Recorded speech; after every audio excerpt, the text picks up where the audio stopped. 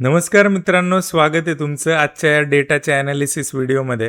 तर मित्रांनो, डेटा कशा पद्धतीचा आलाय, काय झालंय दिवसभर ते समजून घेणं फार इम्पॉर्टंट आहे. आज होती एक्सपायरी आणि एक्सपायरीच्या दिवसाचं जे ॲनालिसिस होतं ते मी दिलं होतं की साईडवेज टू पॉझिटिव्ह राहू शकणार आहे आणि थ्रू आउट द डे फार चांगल्या पद्धतीची जी रॅली आहे ती पॉझिटिव्ह साईडलाच होती आणि फार काही एक्स्ट्रा ऑर्डिनरी पॉझिटिव्ह नव्हतं. अशा हिशोबाने थोडंसं साईडवेज होतं. दुपारनंतरून हे जे मुवमेंट्स येतात, हे मुवमेंट्स आपण पकडू शकतो का? येस, हे पकडू शकतो. ह्याला थोडंसं इमॅच्युअर मूव्ह म्हणतो आपण. इमॅच्युअर मूव्ह का म्हणतो? ते डेटावरती समजून सांगण्याचा प्रयत्न करणार. व्हिडिओच्या शेवटपर्यंत थांबा. फार इंटरेस्टिंग गोष्टी घडलेल्या आहेत आज. ओके. तर आज पुन्हा एकदा एका स्टॉकने आपल्या 20% जी रॅली आहे, 20% सर्किट आहे, मिशन जे आहे ते आपलं कंप्लीट केलेलं आहे. कुठला स्टॉक आहे, काय लॉजिक होतं ते समजून घेऊ. अजून कुठल्या शेअरनी तशी रॅली कंप्लीट केलेली आहे. ओके, ग्रुपवरती मी एक टाकला होता, पण अजून काही शेअर्स होते जे पार्टिसिपंटनी पकडले. त्याच्यामधले रॅलीज आपल्याला बघायचे आहेत. काही शेअर्स फेल झाले समहाऊ. ते कसे होतात? काही शेअर्स खाली येतात. त्या शेअर्समध्ये नक्की काय होतं ते समजून सांगण्याचा प्रयत्न मी तुम्हाला करणार आहे. ओके. सो मित्रांनो, तुम्ही ग्रुप जॉईन नसेल केला तर खाली लिंक आहे, ती जाऊन चेकआउट करा. ओके. फ्री ऑफ कॉस्ट काही लर्निंग्स मी काही छोटेसे हिंट देण्याचा प्रयत्न करतो. त्या हिंटवरून जरी जाऊन शेअर्स रिलेटेड जरा रिसर्च करायचा प्रयत्न केला ना, तर काही ना काहीतरी नक्की मिळेल. तर कुठला शेअर आहे आणि कशा पद्धतीची रॅली झालेली आहे बघा. हा 5 मिनिटचा चार्ट आहे. मी तुम्हाला 1 मिनिटवर घेऊन जातो, कारण ते दिसायला थोडंसं सोपं होतं आणि अर्ली आपल्याला तो कॅप्चर होतो. ओके. सो हे बघा, अशा पद्धतीची रॅली आहे. आता हा शेअर दिवसभरात वरती जाईलच का? 100% वरती जाईलच का? तर कदाचित त्याचं ॲन्सर आहे माझ्याकडे जे आत्ता तरी असं काही कोणी गॅरंटी नाही देऊ शकणार मार्केट. पण असे काही फिंगर त्यांचे काही असे काही फूटप्रिंट हे आपल्याला आयडेंटिफाय करून त्याचं काही काय त्याला म्हणूया, तर त्याची जी लक्षणं आहेत ती आपण त्या ठिकाणी फाइंड आउट करतो आणि मग ती रॅली जी आहे ती आपण कॅरी ऑन करायला हे करतो. ओके. सो मोठा प्लेअर कोणीतरी आलाय, त्याचा मोटिव्ह जो आहे बाईंगचा आहे तो आपल्याला कळाला आहे. मग आता एवढ्यावरती त्याला सांभाळण्याची जी कॅपॅसिटी आहे ती कशी येणार? तर ती येणार एका सायकॉलॉजीने. आता होतंय काय ते मला समजून सांगायचं आहे.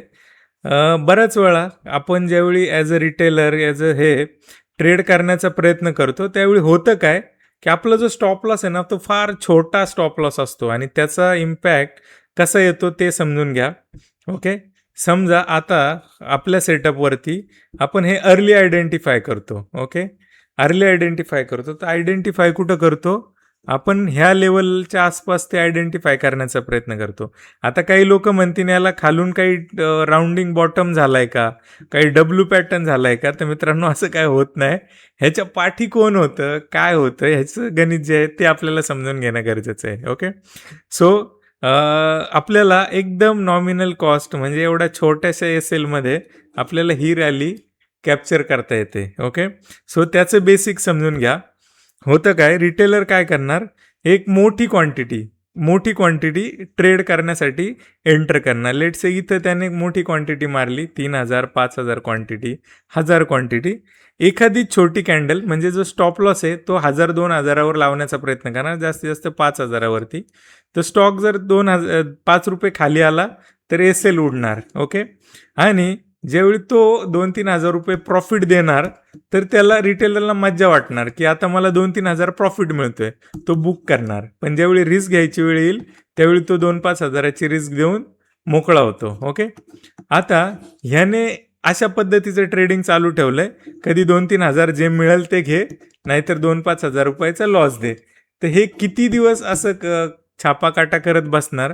आपल्याला काय करावं लागेल, मोठा रिस्क रिवॉर्ड ठेवावा लागेल. म्हणजे जर चुकून एखादा ट्रेड माझे 3,000 5,000 जर स्टॉप लॉस येतोय, तो गेला जरी ना, तर मला असे 25-25 30-30 हजाराचे प्रॉफिट्स त्या ठिकाणी आपल्याला दिसले पाहिजे, तर जाऊन ती रॅली सक्सेस होणार आणि ती जर्नी हे होणार. तर जो गेम आहे तो, अगेन मी एक सिक्रेट सांगतो तुम्हाला, गेम आहे क्वांटिटीचा, ना की तुमच्या बरोबर येण्याचा. आता समजा क्वांटिटी कमी ठेवलं आणि तुम्ही चुकले, इथं गेला असेल, नो प्रॉब्लेम. परत अगेन नवीन स्टॉक, नवीन सेटअप, नवीन स्टॉक, नवीन दिवस, नॉट नवीन सेटअप सेम ठेवायचा, एकच सेटअप सारखा ट्रेड करायचा. ठीक आहे. तर नवीन दिवस, नवीन स्टॉक आणि नवीन रिस्क रिवॉर्ड.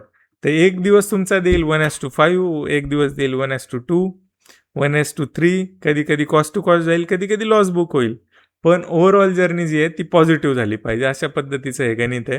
याच्या पाठची सायकोलॉजी समजा, हे लॉजिक समजा, तर ती जर्नी पॉझिटिव्ह होणार आहे. तर अजून कुठला शेअर गेलेला आहे तो वरती ॲज इट इज, हा शेअर गेलेला आहे शेअर इंडिया. ओके. हे जे शेअर्स आहेत हे अर्ली फेजमध्ये जर आपल्या लक्षात आले तर ते अशा पद्धतीने आपल्याला मोठा रिस्क रिवॉर्ड देतील आणि मोठे प्रॉफिट्स देतील. बघा, सिम्पल साधं, मार्केट काय करते काही घेणं देणं नाही, आपले स्टॉक 20% सर्किट लावतायत. ओके. तर मग हे जे मध्ये आधी येणार ना, हे पचवायची ताकद राहिली पाहिजे. म्हणजे 5,000चं प्रॉफिट 2,500वर जरी आलं ना तर 1 रुपयाचा पण फरक नाही पडला पाहिजे. कारण आपण माइंडला काहीतरी सांगत असतो. ते काय सांगतो, त्याची रिवायरिंग कशी होती ते मी तुम्हाला समजून सांगण्याचा प्रयत्न करणार आहे. ठीक आहे. तर अशा पद्धतीची रॅली आहे बघा, एकदम स्टार्ट टू एंड. त्यानंतरून काही शेअर्स फक्तच वर नाही जात, खाली पण येतात. तर त्याच्या पाठी काय लॉजिक होतं ते समजून घ्या. आता हा जो शेअर आहे गणेश हाऊसिंग, ओके, हा शेअर, ह्या शेअरची जी रॅली आहे ती आपण डाऊन साईडला पकडली. ओके. डाऊन साईडला म्हणजे निगेटिव्ह साईडला. ठीक आहे. 860च्या आसपासच्या ज्या लेवलला आहे ना त्या ठिकाणी आपण शॉर्ट घेतला होता. ओके. ह्या लेवलला आपण शॉर्ट घेतला होता आणि इथून 37पर्यंत, इथे 37पर्यंत ही रॅली आपण कॅप्चर केली. हे जे छोट्याशा रिस्कवरती हाय असेल आणि ही जी रॅली आहे अशा पद्धतीने कॅप्चर. तर 1:5, 1:7, 1:4 हे नॉर्मली मिळाले पाहिजेत आपल्याला, तर आपलं लॉंग रनचं काम प्रॉफिटेबल होईल. आता येऊ डेरिव्हेटिव्ह डेटावरती.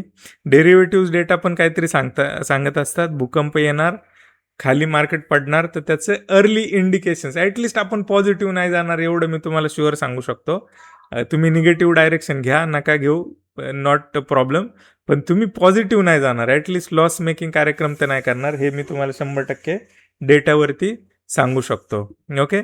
सो आज दिवसभरात काय झालंय, आज होती एक्सपायरी, डेटा अशा पद्धतीने अनवाइंड झालेले आहेत आणि जे 7,25,000चा जो डेटा आहे तो आता 8,50,000 आहे. तर ओव्हरऑल जो मोटिव्ह आहे, ओव्हरऑल डेटाचा जो मोटिव्ह आहे तो निगेटिव्ह आहे. मोठे प्लेयर स्टील निगेटिव्ह आहेत. ओके. ते डेटावरती दिसतंय. ज्या पण अपसाईड्स येतील त्या सेलसाठीच असतील.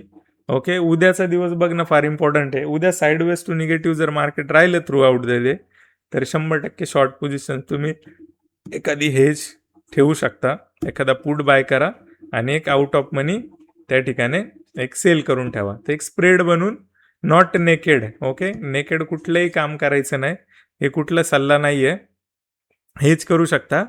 ठीक आहे. अशा हिशोबाचं हे गणित आहे. आता इथे बघा, 8,71,000च्या ज्या पोझिशन्स आहेत त्या निगेटिव्ह साईडला आहेत FIच्या. प्रो फार स्मार्ट प्लेअर असतो, इंट्राडे गेम फिरवतो, तर ह्याचा जो कार्यक्रम आहे त्याच्यावरच सगळं होतं. काल पॉझिटिव्ह होता, मार्केट पॉझिटिव्ह राहिलं, दुपारनंतरून इमॅच्युअर म्हटलं अशासाठी कारण ह्या ज्या पोझिशन्स आहेत त्या कट होतात, थोड्या अनवाइंड झालेल्या आहेत. इथे 47%, 26 आहे, या पोझिशन कट झालेल्या आहे, नाही नेट टू नेट शिल्लक राहिल्या, त्या अशा पद्धतीच्या पोझिशन शिल्लक राहिलेल्या आहे. सो डेटा निगेटिव्ह आहे, साईडवेज टू निगेटिव्ह मुवमेंट अपेक्षित आहे उद्यासाठी. ओके. लॉंग टर्मसाठी लॉंग करणार असाल तर अवॉइड करा, एवढंच मी सांगू शकतो. स्टॉकवरची जर्नी आहे ती पण फार इंटरेस्टिंग आहे. काही जे शेअर्स आहेत, क्युपिड सारखे शेअर्स, ओके, 98%चे रिटर्न आहेत विदिन 1 मंथ, जाऊन चेकआउट करा. ओके. TTK प्रेस्टीज होता, 25%ची रॅली आहे. हिमाद्री स्पेशालिटीज केमिकल चांगले रिटर्न देऊन आता थोडासा खाली ट्रेड करतोय, पण इट्स ओके, लॉंग रनचा प्लेअर आहे. अजून बरेचसे आहेत. कार्ट्रेड टेक 54% विदिन 1 मंथची जर्नी आहे मित्रांनो. तर अशा पद्धतीचं काम वारंवार होत आहे. तुम्हाला याचा हिस्सा बनायचा असेल तर 100% बना. खाली डिटेल दिलेले आहेत, ॲप आहे आपलं, ॲपवरती काही फ्री गोष्टी दिलेल्या आहेत, काही व्हिडिओज आहेत, 1.5 तासाचं लर्निंग त्या ठिकाणी आहे. हे लर्निंग जाऊन चेकआउट करा. थॉट प्रोसेस आहे ही, मी याला थॉट प्रोसेस म्हणतो, ही शिकण्यासाठी तुम्हाला ओपन असलं पाहिजे. ओके, तो थँक्यू. थांबूया आजच्या व्हिडिओमध्ये. असंच प्रेम देत राहा मित्रांनो आणि लोकांपर्यंत शेअर करा ज्यांना याची खरंच गरज आहे. थँक्यू. थांबूया आजच्या या व्हिडिओमध्ये.